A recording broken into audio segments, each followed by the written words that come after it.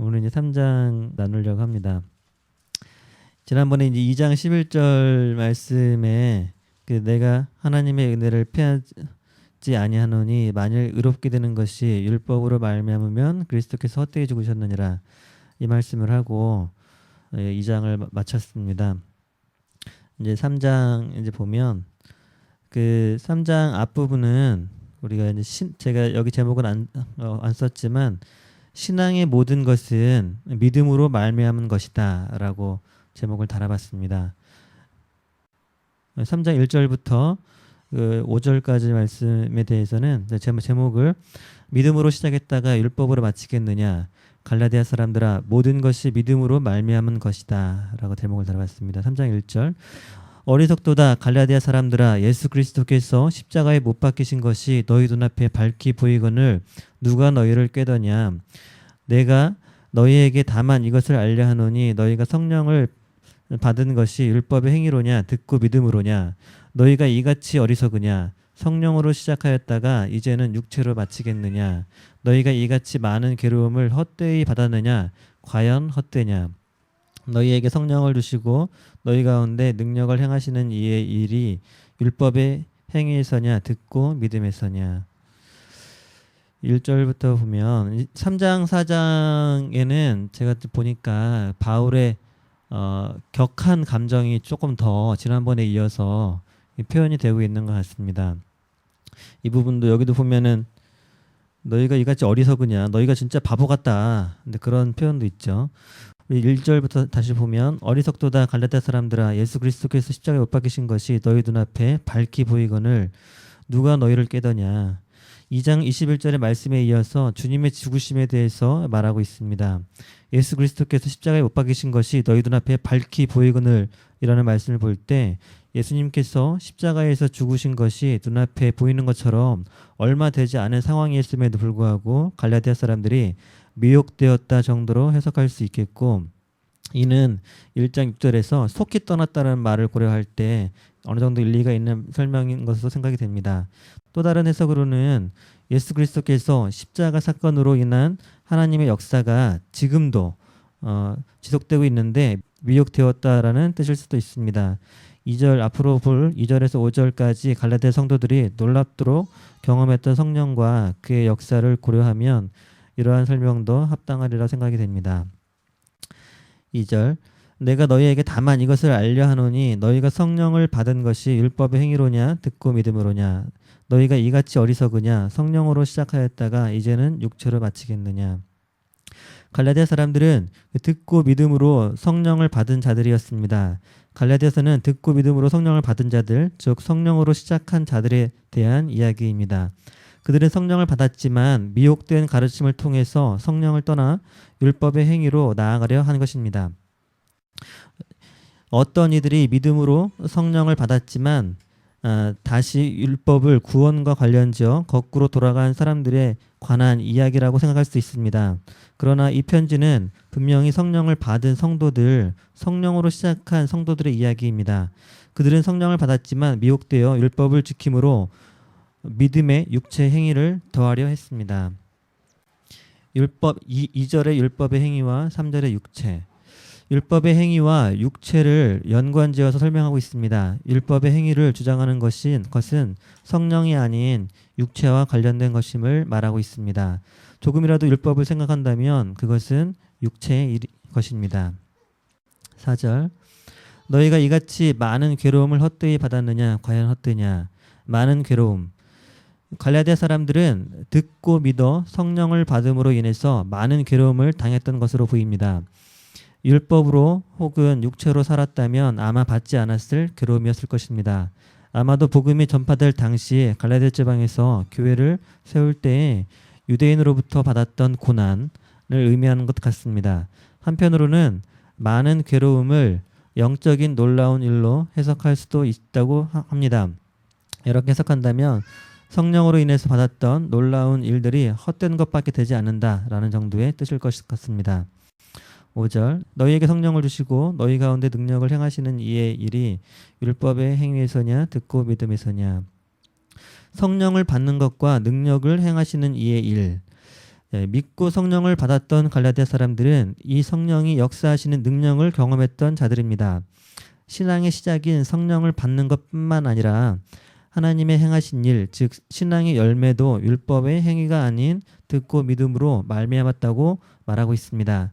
신앙의 시작뿐만 아니라 신앙의 모든 것이 율법의 행위가 아닌 믿음으로 말미암았음을 설명하고 있는 것입니다. 2절부터 5절까지는 신앙의 모든 것이 율법이 아닌 믿음으로 되었음을 설명하고 있습니다. 2절은 성령을 받은 것, 즉 신앙의 시작에 대한 설명이고 믿음을 갖고 신앙을 시작하는 것은 성령이 들어오시면서부터입니다. 성령을 받은 것이 율법의 행위에서가 아닌 믿음으로 말미암은 것입니다. 5절은 성령을 받은 것뿐만 아니라 믿은 자 속에서 능력을 행하시는 분이 하신 일, 즉 신앙의 결과물도 역시 율법의 행위가 아닌 믿음으로 말미암았다는 것입니다. 3절 너희가 이같이 어리석으냐 성령으로 시작하였다가 이제는 육체로 마치겠느냐는 미혹된 갈라디아 사람들은 시작은 성령으로 했으나 끝은 육체 즉 율법의 행위로 마치려고 했다는 것입니다. 갈라디아서의 나머지 부분을 계속해서 보면 육체로 마친다는 것이 성령의 역할을 모두 다 없애고 모든 것을 육체로 하려고 했다는 것을 의미하는 것 같지는 않습니다. 모든 것을 육체로 대체한 것이 아니라 복음에 다만 몇 가지 율법을 더하려고 하는 것에 대해서 바울은 육체로 마치겠느냐라고 말한 것 같습니다. 한 가지 율법이라도 지키려고 한다면 모든 율법을 지켜야 하며 그것은 바로 저주 가운데 들어가는 것입니다. 그 다음 부분 2장 후반부에서는 그 믿음으로 의롭게 되는 것을 주로 설명하였습니다. 하지만 3장 초반에서는 믿음으로 성령을 받고 성령의 역사를 체험하는 것을 말하고 있습니다. 바울은 의롭게 되는 것과 성령을 받고 그와 동행하는 삶을 사는 것을 동일시하고 있는 것 같습니다. 아래 부분에서는 아브라함에 대해 설명하면서 다시 믿음으로 의롭게 되는 것을 설명을 하고 있습니다. 6절, 7절 부분을 아브라함의 믿음과 하나님의 약속이라고 제목을 달아봤습니다. 아브라함이 하나님을 믿음에 이것을 그에게 의로 정하셨다 함과 같으니라. 그런즉 믿음으로 말미암은 자들은 아브라함의 아들인 줄 알지어다. 6절 말씀에 의롭다 함을 받는 것은 믿음으로 말미암아서였습니다. 이에 대한 본이 바로 아브라함입니다. 아브라함은 하나님을 믿어 의롭다 함을 인정을 받았습니다. 7절 그런즉 믿음으로 말미암은 자들은 아브라함의 아들인 줄 알지어다. 따라서 믿음으로 의롭게 된 자들이 바로 아브라함의 아들들입니다. 아브라함의 아들은 하나님의 백성을 말하는 것입니다. 육체적인 아브라함의 자손은 유대인들이며 그들은 율법을 지키는 자들이었습니다. 하지만 믿음으로 말미암은 자는 육체적으로가 아닌 참 이스라엘 하나님의 백성이 되는 것입니다. 이에 대해서는 로마서 4장 13절 14절 말씀에 또 언급이 되어 있는데 로마서 4장 13절 아브라함이나 그 후손에게 세상의 후사가 되리라고 하신 언약은 율법으로 말미암은 것이 아니요 오직 믿음의 의로 말미암은 것이니라. 만일 율법에 속한 자들이 후사이면 믿음은 헛것이 되고 약속은 폐하여졌느니라 라고 되어 있습니다. 8절 9절 말씀에 대해서는 이방도 마찬가지로 믿음으로 의롭게 되는다라고 제목을 달아봤습니다. 자, 8절 또 하나님이 이방을 믿음으로 말미암아 의로 정하신 것을 성경이 미리 알고 먼저 아브라함에게 복음을 전하되 모든 이방이 너를 인하여 복을 받으리라 하였으니 그러므로 믿음으로 말미암은 자는 믿음이 있는 아브라함과 함께 복을 받느니라. 8절에 대해서 새 번역 성경에서는 이렇게 번역이 되어 있습니다. 또 하나님께서 이방 사람을 믿음에 근거하여 의롭다고 여겨주신다는 것을 성경은 미리 알고서 아브라함에게 모든 민족이 너로 말미암아 복을 받을 것이다 하는 기쁜 소식을 미리 전하였습니다. 이렇게 번역이 되어 있는데요. 우리 믿음으로 말미암는 의가 아브라함에게 한정된 것이 아님을 설명하고 있습니다. 믿음으로 말미암는 의는 모든 이방 민족에 해당되는 것임을 아브라함에게 깨닫게 해주셨습니다. 아브라함은 진정한 믿음의 조상인 것입니다. 너로 인하여 아브라함은 자신이 믿음으로 의롭게 되었을 뿐만 아니라 그로 인해서 이방의 모든 민족이 믿음으로 의를 얻게 되는 은혜를 받은 것임을 알게 하셨습니다. 아브라함은 자신의 자손을 통해서 의가 모든 민족에게 미칠 것이라는 좋은 소식, 복음을 알게 된 것입니다. 얼마나 기뻤을까요? 아브라함은 이 기쁨에 대해서 예수님도 요한복음 8장 56절 말씀을 통해서 언급하고 있습니다. 우리 요한복음 8장 56절 말씀 제가 읽겠습니다. 너희 조상 아브라함은 나이 때 볼 것을 즐거워하다가 보고 기뻐하였느니라. 그래서 아브라함이 그리스도로 말미암는 은혜 또 그로 말미암는 의에 대해서 알고 있고 기뻐하였다라고 되어 있습니다. 9절 그러므로 믿음으로 말미암은 자는 믿음이 있는 아브라함과 함께 복을 받느니라. 믿음이 있는 아브라함과 함께 복을 받는다라는 것은 믿음이 있는 자는 아브라함과 함께 복을 받을 자입니다. 반대로 믿음이 없는 자는 아브라함의 복을 절대로 받을 수 없습니다. 복은 믿음을 통해서 오는 것이기 때문입니다. 율법의 행위를 통해서는 절대로 얻을 수 없습니다. 10절, 11, 12절 말씀에 대해서는 율법의 행위에 속한 자들, 율법으로 의롭게 될 수 없는 이유에 대해서 얘기를 하고 있습니다. 10절 무릇 율법 행위에 속한 자들은 저주 아래에 있나니 기록된 바 누구든지 율법책에 기록된 대로 온갖 일을 항상 행하지 아니하는 자는 저주 아래 있는 자라 하였음이라.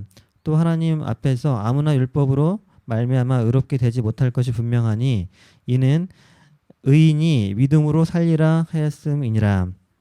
율법은 믿음에서 난 것이 아니라 이를 행하는 자는 그 가운데 살리라 하였느니라. 우리 10절 말씀을 다시 한번 보면은요. 무릇 율법 행위에 속한 자들은 저주 아래 있나니 기록된 바 누구든지 율법책에 기록된 대로 온갖 일을 항상 행하지 아니하는 자는 저주 아래 있는 자라 하였음이니라. 여기에서 믿음으로 아브라함의 자손이 되어 복을 받는 것이 이미 하나님께서 약속하신 방법인데 그러한 사실을 깨닫지 못하고 이후에 받은 율법 속에 갇힌 자들이 있었습니다. 율법 행위에 속한 자들 29절에 그리스도께 속한 자들과 29절에 그리스도께 속한 자들이라는 말이 있는데요. 그게 대응하는 말입니다. 그리스도께 속한 자들이 있고 율법에 속한 자들이 있습니다. 먼저 율법에 속한 자들에 대해서 설명하고 있습니다. 율법은 선한 것입니다. 그러나 그것을 지키지 못한다면 그것은 우리를 판단하여 우리를 죄 가운데 가두게 됩니다. 그래서 율법 아래에 있는 것은 저주 아래에 있는 것이 됩니다. 율법 아래에 있을 때 우리가 지킬 수 있는 율법만 지키는 것은 아무런 의미가 없습니다. 지키지 못할 율법이 우리를 정죄할 것입니다. 율법으로 인해서 판단을 받는 것은 율법 중 많은 부분을 지키지 못해서가 아닙니다. 한 가지 항목을 지키지 못해서 재판을 받고 죽는 것입니다. 안식일에 나무를 했기 때문에 죽임을 당하게 된 것이고 간음함으로 죽게 되는 것입니다. 11절 또 하나님 앞에서 아무나 율법으로 말미암아 의롭게 되지 못할 것이 분명하니 이는 의인이 믿음으로 살리라 하였음이니라. 하나님 앞에서 아무나 율법으로 말미암아 의롭게 되지 못할 것이 분명하니 율법의 행위는 세상의 기준과 사람의 기준으로 볼 때 좋아 보입니다. 모든 것을 지키지 못할지라도 지키려 하는 모습을 사람들은 좋게 볼 것입니다. 하지만 하나님 앞에서는 아무나 의롭게 되지 못할 것이 분명합니다. 세상의 기준과 하나님의 기준을 섞는 것이 바로 간음입니다. 의인이 믿음으로 말미암아 살리라. 의인이 되는 것은 믿음으로 말미암은 것입니다. 그리스도 예수를 믿는 믿음을 붙들고 사는 것이 의의 길인 것입니다. 믿음으로 사는 것에 대한 대표적인 예는 히브리서 11장입니다. 많은 믿음의 조상들이 어려운 환경에 처했음에도 소망의 닷 대신 예수 그리스도를 붙들고 살았습니다. 이것이 믿음으로 사는 것이고 그것을 통해서 의가 이루어집니다.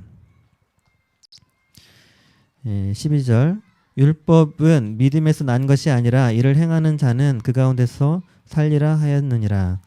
율법은 믿음에서 난 것이 아니라 이 말씀은 율법과 믿음은 전혀 별개라는 것입니다.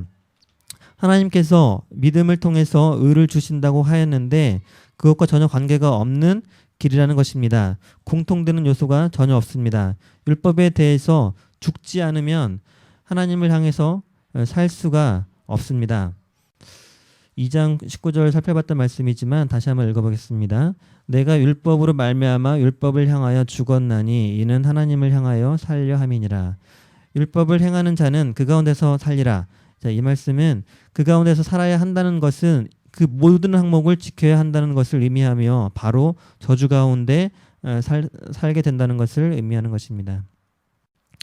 13절 14절 요 제목을 십자가에 달리심으로 율법의 저주를 대신 받으신 그리스도 이방인까지 아브라함의 약속이 확대됨이라고 달아봤습니다. 13절 그리스도께서 우리를 위하여 저주를 받은 바 되사 율법의 저주에서 우리를 속량하셨으니 기록된 바 나무에 달린 자마다 저주 아래 있는 자라 하였음이니라. 이는 그리스도 예수 안에서 아브라함의 복이 이방인에게 미치게 하고 또 우리로 하여금 믿음으로 말미암아 성령의 약속을 받게 함이니라.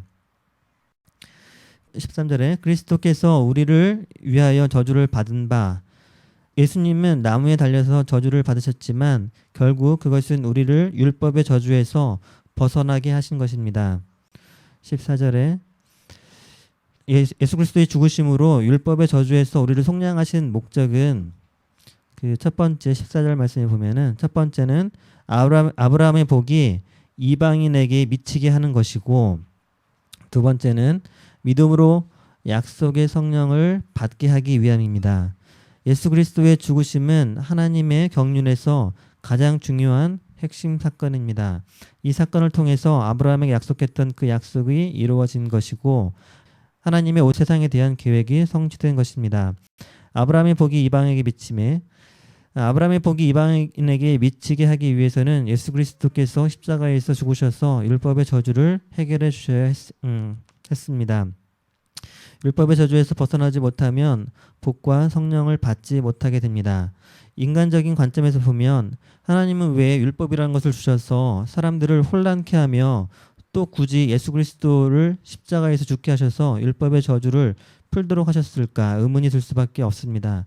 차라리 율법을 주지 않으시고 그냥 아브라함에게 먼저 하신 그 약속의 믿음의 복만 꾸준하게 말씀하셨다면 더 좋지 않았을까 하는 의문을 갖게 됩니다. 이에 대해서 3장의 하반부에서 설명을 하고 있습니다. 그 15절 말씀에 대해서는 제가 율법이 약속을 없이 하지 못함이라고 달아봤습니다. 율법을 그 후에 약속 후에 주셨는데 그렇다고 해서 약속이 없어지는 것은 아니라는 것이죠. 15절 형제들아 사람의 예대로 말하노니 사람의 언약이라도 정한 후에는 아무나 폐하거나 더하거나 하지 못하느니라. 사람의 언약도 아무런 이유 없이 폐하거나 더하지 못합니다. 하물며 하나님께서 하신 약속은 어떻겠습니까? 하나님은 변치 않으시고 하신 말씀을 시건치 않으시는 분이십니다. 민수기 23장 19절 하나님은 인생이 아니시니 시건치 않으시고 인자가 아니시니 후회가 없으시도다. 어찌 그 말씀하신 바를 행치 않으시며 하신 말씀을 실행치 않으시랴. 율법도 하나님께서 주신 것이지만 하나님께서 주셨다고 해서 이전에 하신 약속이 그 율법으로 인해서 없어지는 것은 아닙니다. 하나님께서 율법을 주셨으니 믿음을 율법으로 대체하자라고 해서는 안 됩니다. 이스라엘 사람들은 그 사실을 깨닫지 못하고 율법이 전부인 것처럼 생각하고 믿음이 아닌 율법의 행위에 집중을 하였습니다. 그 3장 16절부터 18절까지에 대해서는 하나의 자손 예수 그리스도라고 제목을 달아봤습니다. 16절 이 약속들은 그 아브라함과 그 자손에게 말씀하신 것인데 여럿을 가리켜 그 자손이라 하지 아니하고 오직 하나를 가리켜 내 자손이라 하셨으니 곧 그리스도라. 내가 이것을 말하노니 하나님의 미리 정하신 언약을 430년 후에 생긴 율법이 없이 하지 못하여 그 약속을 헛되게 하지 못하리라. 만일 그 유업이 율법에서 난 것이면 약속에서 난 것이 아니리라. 그러나 하나님의 약속으로 말미암아 아브라함에게 은혜를 주신 것이라. 15절 16절 말씀을 보면은 이 약속들은 아브라함과 그 자손에게 말씀하신 것인데 여럿을 가리켜 그 자손들이라 하지 아니하고 오직 하나를 가리켜 내 자손이라 하셨으니 곧 그리스도라. 자, 이 약속들은 기본적으로 창세기에서 아브라함에게 하신 자손에 대한 약속을 말하겠지만 이 부분에서는 문맥상 14절에 두 가지라고 생각해도 무방할 것 같습니다. 첫째는 그리스도 예수 안에서 아브라함의 복이 모든 민족에게 미치는 것이고, 둘째는 그 믿음으로 말미암아 성령의 약속을 받는다는 것입니다. 여럿을 가리켜 그 자손들이라 하지 아니하고 오직 하나를 가리켜. 하나님의 약속은 아브라함과 그 자손에게 주어진 것입니다. 바울은 이 자손을 집합명사로 사용하지 않고 단수로 언급하면서 예수와 매칭하였습니다. 아브라함의 약속은 예수 그리스도를 통해서 완성이 된 것입니다. 모든 민족이 복을 받을 것이라는 말씀은 예수 그리스도를 통해서 이루어졌습니다. 율법으로는 모든 민족이 복을 받을 수가 없습니다. 왜냐하면 율법으로 의롭게 될 육체가 없기 때문입니다. 뿐만 아니라 이방인들은 아예 율법을 받지도 못하였습니다. 17절 430년은 아브라함의 언약과 모세 사이의 기간을 말합니다. 또 미리 정하신 언약. 하나님은 아브라함의 때부터 약속을 이미 정하셨습니다. 하지만 이스라엘 사람들은 하나님께서 이미 하신 약속을 까맣게 잊고 그 후에 주신 율법이 전부인 줄 알고 율법 속에서 사는 의와 복을 찾으려 했습니다. 이는 이스라엘 사람들이 하나님이 율법을 주신 목적을 깨닫지 못했기 때문입니다. 그들은 율법 속에서 의와 복이 있는 줄로 알았습니다. 아브라함에게 약속했던 의와 복은 율법 안에 있는 것이 아니라 바로 예수 그리스도 안에 있습니다. 18절 만일 유업이 율법에서 난 것이면 약속에서 난 것이 아니리라. 그러나 하나님의 약속으로 말미암아 아브라함에게 주신 은혜로 주신 것이라. 다시 한번 유업 즉 의와 복은 율법으로 인해서 주어진 것이 아니라 약속으로 주신 것임을 설명하고 있습니다. 유업이 율법 이전에 이미 아브라함을 통해서 은혜로 약속으로 주신 것이라면 왜 굳이 율법을 아브라함 이후에 주셔서 사람들을 혼란케 했을까요? 차라리 율법을 주시지 않았다면 율법으로 인한 혼란이 없지 않았을까 하는 생각을 가질 수밖에 없습니다. 이에 아래 부분에서 율법이 왜 필요했는지 설명을 하고 있습니다. 그리스도 예수를 믿기 위해서는 율법은 반드시 필요했습니다. 우리 19, 20절 말씀에 대해서는 그 다음 부분에 대해서는 제가 제목을 그렇다면 율법은 왜 주신 것인가 라고 달아봤습니다. 19, 20절에 대해서는 그렇다면 율법은 무엇인가, 왜 주신 것인가, 범법함을 인하여 주신 것이다, 약속하신 자손이 오시기까지 있을 것이다. 좀 길지만 제목을 이렇게 달아봤습니다.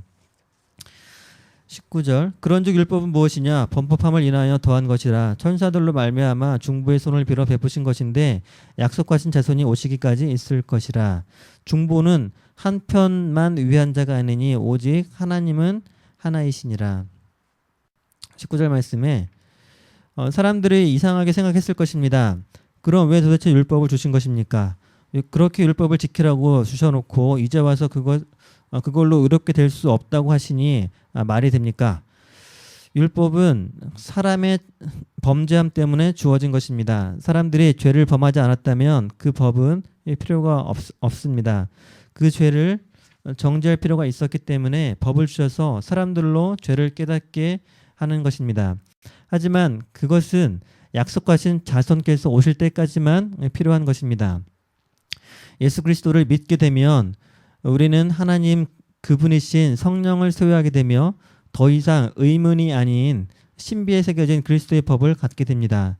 율법이 죄를 깨닫게 하는 역할을 하기 때문에 예수님을 믿은 이후에도 도움이 될 수 있다고 생각할 수 있지만 이제는 율법과는 비교조차 할 수 없는 그분께서 직접 우리 가운데 새로운 법으로 임하셨습니다.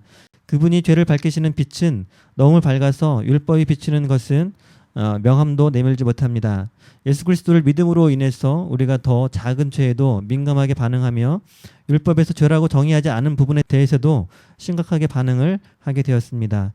또한 율법은 죄에 대해서 정죄를 할 뿐 전혀 의롭게 하지 못합니다. 하지만 우리 속에 들어오신 그리스도는 그분 자신이 우리의 의와 거룩함이 되십니다. 정말 율법은 약속하신 자손이 오시기까지만 있을 것입니다. 중보 율법은 천사들로 말미암아 중보의 손을 통해서 주신 것입니다. 따라서 중보는 율법을 받아 백성에게 전해준 모세를 의미하는 것 같습니다. 20절 중보는 한편만 위한 자가 아니냐 오직 하나님은 하나이시니라. 여기서 한편만 위한 자가 아니냐 이 부분을 좀 더 참고해 보면 중보는 가운데에서 양쪽 편을 이어주는 역할을 하는 사람을 의미합니다. 중보가 있다는 말은 달리 말해서 양편이 있다는 말입니다.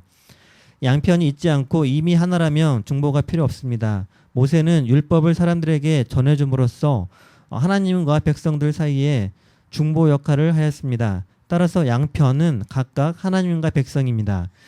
모세의 율법으로는 하나님과 백성이 하나가 아닌 둘이었습니다. 이는 당연합니다. 사람들은 죄가 가득했기 때문에 하나님께서는 절대 우리와 하나가 되실 수 없었고 반드시 중보 역할을 하는 자가 필요했다는 것입니다. 한편 그리스도를 믿은 이후에는 우리의 모든 죄를 그리스도께서 십자가에서 도말하셨기 때문에 하나님은 우리 가운데 성령으로 오셔서 온전히 하나가 되었습니다. 예수 그리스도께서 새로운 중보자로 오셨으나 그분은 둘 사이에 계시지 않았고 우리 속에 들어오셔서 하나가 되었습니다. 그리고 21절, 22절, 25절까지에 대해서는 율법의 존재 이후 죄를 깨닫게 하기 위함이고 또 몽학선생 역할을 했다라고 이런 부분 제가 설명드리는 말씀에 대해서 사실은 이미 다 많이 알고 있을 거라고 생각이 돼요. 제가 어차피 알고 있는 부분을 또 반복해서 설명드리는 부분일 수도 있는데 한 절 한 절 살펴보겠다는 의미로 받아들여줬으면 좋겠습니다. 21절부터 제가 한번 또 읽어보겠습니다. 그러면 율법이 하나님의 약속들을 거스리느냐? 결코 그럴 수 없느니라. 만일 능히 살게 하는 율법을 주셨으면 의가 반드시 율법으로 말미암았으리라. 그러나 성경이 모든 것을 죄 아래 가두었으니 이는 예수 그리스도를 믿음으로 말미암은 약속을 믿는 자들에게 주려 함이니라. 믿음이 오기 전에 우리가 율법 아래 매인 바 되고 계시될 믿음의 때까지 갇혔느니라. 이같이 율법이 우리를 그리스도에게로 인도하는 몽학선생이 되어 우리로 하여금 믿음으로 말미암아 의롭다함을 얻게 하려 함이니라. 믿음이 온 후로는 우리가 몽학선생 아래 있지 아니하도다. 이제 율법의 존재 이유에 대해서 설명을 하고 있는데요. 21절에 율법이 하나님의 약속을 거스리느냐 이 말씀이 있는데 이 말씀 좀 더 참고해 보면 18절 말씀에 이어진 것으로 생각이 됩니다.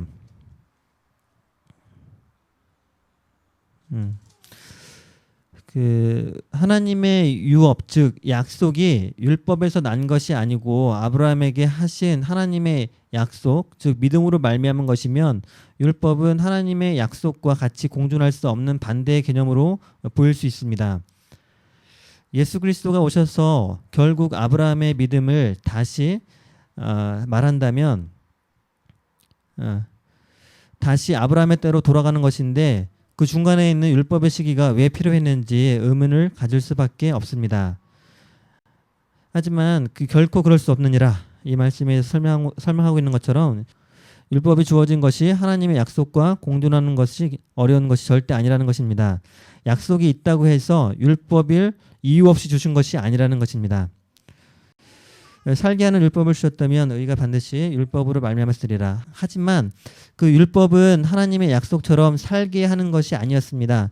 표현은 없지만 율법은 죽게 하는 법입니다. 율법의 정죄 가운데 살 수 있는 자가 아무도 없습니다. 아무도 살 수 없습니다. 이것이 바로 율법의 저주입니다.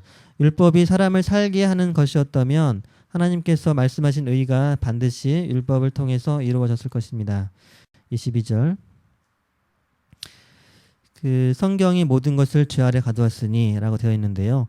성경은 윗절들의 율법을 말합니다. 이 율법은 모든 것을 죄 아래 가두는 역할을 합니다. 율법은 우리의 숨기고 싶은 우리의 죄를 속속히 드러냅니다. 예수 그리스도를 믿음으로 말미암은 약속을 믿는 자들에게 주려 함이니라. 이 말씀을 좀 더 참고해 보면 예수 그리스도를 믿음으로 말미암는 약속, 즉 아브라함의 복과 의를 받는 것을 의미합니다. 달리 생각해 보면 율법으로 인해서 사람들을 죄 가운데 가두지 않는다면 사람들은 약속을 받지 못하게 됩니다. 즉 약속을 받기 위해서는 죄 가운데 가둠을 당해야 된다는 것입니다. 이는 사람들이 죄를 깨닫고 회개해야 함을 말하는 것입니다. 예수 그리스도를 믿어 약속을 누리는 자가 되기 위해서는 자신의 죄를 알아야 합니다. 이것이 바로 율법을 주신 목적입니다. 사람이 죄를 깨닫지 못하면 도저히 예수 그리스도의 십자가를 이해하지 못합니다. 율법이 없이는 예수님이 대신 십자가에 돌아가셔야 하는 이유를 알지 못하게 됩니다. 23절 율법이 오기 전에 우리가 율법 아래 매인 바 되고 계시될 믿음의 때까지 갇혔느니라. 믿음이 오기 전에 믿음은 예수 그리스도에 대한 믿음 혹은 예수 그리스도 그 자체라고 생각이 됩니다. 예수 그리스도가 오시기 이전에는 혹은 이미 오셨지만 우리가 그에 대한 믿음을 갖지 못했을 때에는 우리는 율법 아래 매일 수밖에 없습니다. 율법 아래 매인 바 되고 계시될 믿음이 때까지 갇혔느니라. 율법 아래 매였다는 것은 철저하게 율법의 정죄를 받는 위치에 있다는 것입니다. 계시로 인해서 예수 그리스도를 믿기 전에는 율법이 우리의 심판자가 되어 우리가 갖고 있는 죽을 수밖에 없는 죄들을 판단할 것입니다. 24절 이같이 우리가 율법이 우리를 그리스도에게로 인도하는 모학선생이 되어 우리로 하여금 믿음으로 말미암아 의롭다함을 얻게 하려 함이니라. 이 구절은 22절과 비슷한 구절입니다. 율법이 없이는 우리가 믿음으로 말미암는 의롭다함에 나아갈 수 없습니다. 죄가 가득함을 죄 때문에 죽을 수밖에 없는 자신을 깨닫지 못하면 예수 그리스도를 믿는 단계에 도저히 나아갈 수 없습니다. 율법은 우리의 죽을 죄를 깨닫게 하여 예수 그리스도의 십자가를 받아들이게 하는 것입니다. 25절 믿음이 온 후로는 우리가 모학선생 아래 있지 아니하도다. 그럼 믿음이 생긴 이후 즉 예수 그리스도를 믿게 된 이후 우리와 율법의 관계는 어떻게 될까요? 더 이상 모학선생 아래에 있을 필요가 없습니다. 율법은 자신의 역할을 그리스도께로 인도하는 그 역할을 성실히 수행했습니다. 더 이상 그것은 더 이상의 역할을 하지 못합니다. 예수 그리스도를 믿게 하도록 하기 위하여 죄를 깨닫게 하는 역할을 하였지만 믿음이 온 후로는 성령이 오셔서 신비에 새긴 그리스도의 법을 주셔서 더 민감하게 죄를 깨달을 수 있게 되어 그 기능마저 필요가 없어졌습니다. 따라서 19절 말씀처럼 율법은 약속하신 자손이 오시기까지만 필요한 것입니다. 자, 이제 그 후반 3장 그 나머지 부분에 대해서는 그 제목을 율법이 아닌 그리스도께 속한 자가 되어야 한다라고 달아봤습니다. 이 부분은 좀 써있진 않죠. 이제 그러면 이제 율법에 속한 자가 아니면 그러면 어떻게 살아야 되느냐 그런 거죠. 그에 대해서는 그리스도께 속한 자가 되어야 된다라고 얘기를 하고 있는 거고요. 26절부터 마지막까지 또 제목을 제가 그리스도께 속한 자라고 달아봤습니다. 사실은 이 부분이 중요한 부분인 것 같아요. 26절 너희가 다 믿음으로 말미암아 그리스도 예수 안에서 하나님의 아들이 되었으니 누구든지 그리스도와 합하여 침례를 받은 자는 그리스도로 옷 입었느니라. 너희는 유대인이나 헬라인이나 종이나 저주자나 남자나 여자 없이 다 그리스도 예수 안에서 하나이니라. 너희가 그리스도께 속한 자가 되면 곧 아브라함의 자손이요 약속대로 유업을 이을 자니라. 이제 26절 말씀을 살펴보겠습니다. 너희가 다 믿음으로 말미암아 그리스도 예수 안에서 하나님의 아들이 되었으니. 자, 우리는 이제 그리스도 예수를 믿음으로 말미암아 예수 그리스도 안에서 하나님의 아들이 되었습니다. 갈라디아서 3장 17절 말씀에 그런즉 믿음으로 말미암는 자들은 아브라함의 아들인 줄 알지어다 해서 믿음으로 말미암는 자들은 아브라함의 아들이라고 하였지만 이제는 하나님의 아들이라고까지 말씀하셨습니다. 우리는 아브라함의 유업 즉 그에게 약속하신 복과 의를 받는 것을 넘어서 하나님을 아버지로 둔 하나님의 아들이 된 것입니다. 할렐루야. 누구든지 그리스도 합하여 침례를 받는 자는 그리스도로 옷 입었느니라. 27절 말씀 설명드리겠습니다. 같이 나누겠습니다. 그리스도 합하여 침례를 받는 자. 이 부분을 제가 조금 더 이제 참고를 해보면 침례는 우리 그리스도 합하여 죽는 것, 로마서 6장에 있는 거죠. 또 세상에 대한 믿음의 선포 등 여러 가지 의미가 있습니다. 근데 또 이 구절에서는 우리가 지금 27절 말씀 구절에서는 영어로 보면은 baptized into Christ라고 이제 표현이 되어 있는데요. 그리스도 예수 속으로 들어가는 것을 말합니다. 이는 그리스도로 옷 입었다라는 표현과 더 어울리는 설명인 것 같습니다. 침례를 할 때 우리가 물속에 완전히 잠겨서 우리의 모습이 보여지지 않는 것처럼 그리스도로 침례를 받으면 우리가 그리스도 안에 거하기 때문에 우리가 보이는 것이 아니라 그리스도만 보이게 됩니다. 그것이 그리스도로 옷 입었다는 것입니다. 믿음으로 그리스도 안에 있으면 더 이상 우리가 아닌 그리스도로 옷 입혀진 새로운 피조물, 즉 하나님의 아들이 되는 것입니다.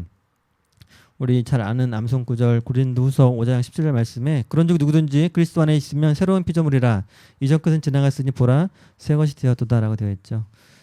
28절 너희는 유대인이나 헬라인이나 종이나 자주자나 남자나 여자 없이 다 그리스도 예수 안에서 하나이니라. 그리스도 예수 안에서 하나다.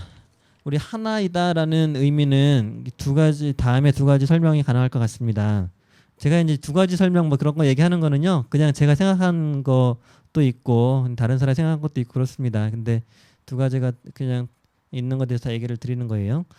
첫 번째는 민족, 신분, 성별에 관계없이 그리스도와 연합하여 하나님의 자녀가 된 성도들은 그리스도의 몸을 이루는 지체로서 하나가 된다라는 뜻입니다. 한 공동체 연합을 강조한 해석입니다. 두 번째는 각자 다양한 사람들이 있지만 결국 그리스도로 침례를 받고 그리스도로 옷 입었기 때문에 그 속에 있는 우리의 모습은 보이지 않아서 그리스도를 믿는 자라면 누구나 다 마찬가지라는 설명입니다. 민족이나 지위, 성별 등으로 우리가 구분되지 않으며 오직 그리스도로 옷 입은 새로운 피조물일 뿐입니다. 우리 이제 앞뒤 구절 27절, 29절 말씀을 같이 생각한다면 제 생각으로는 두 번째 설명이 더 합당할 것으로 생각이 됩니다. 29절 너희가 그리스도께 속한 자면 아브라함의 자손이요 약속대로 유업을 이을 자니라. 여기서 그리스도께 속한 자, 그리스도로 침례받고 그리스도로 옷 입었다는 말과 같은 표현으로 그리스도 안에 있다의 의미로 생각이 됩니다. 우리는 믿음으로 그리스도께 속한 자가 될 수 있습니다. 율법의 행위로 아브라함의 자손이 되고 유업을 받는 것이 아닙니다. 오직 그리스도께 속한 자가 되면 됩니다. 유업을 받기 위해서 율법을 잘 지킨다는 것은 전혀 핀트가 맞지 않는 것입니다. 헛노력일 뿐입니다. 그리스도께 속한 자가 되는 것이 무엇보다 중요합니다. 믿는 자는 그리스도 예수의 십자가를 믿음으로 그리스도로 옷 입고 그 속에 속한 자가 됩니다. 하지만 그것이 끝이 아닙니다. 우리는 늘 그리스도 안에 있어야 합니다. 그리스도 안에 거해야 합니다. 어떤 사람들은 그리스도 안에 거한다는 것이 명확하지 않기 때문에 완전히 거꾸로 돌아가서 율법도 좋은 것이기 때문에 그것을 지키다 보면 그리스도 안에 거하게 된다라고 말하기도 합니다. 하지만 바울이 얼마나 지독하기에 율법과 믿음이 다르다고 말하고 있습니까? 율법으로 다시 돌아가서는 절대 안 됩니다. 그리스도로 말미암아 율법에 대하여 죽었는데 어찌 다시 율법으로 돌아갈 수 있겠습니까? 베드로후서 2장 22절의 말씀인데요. 참 속담에 이르기를 개가 그 토하였던 것에 돌아가고 돼지가 씻었다가 더러운 구덩이로 도로 누웠다 하는 말이 저희에게 응하였다라는 말씀과 같은 상황이 되는 것입니다. 우리 이제 그리스도 안에 거하는 것에 대해서는 우리 갈라디아서 후반부에 계속 설명이 되어주고 있습니다.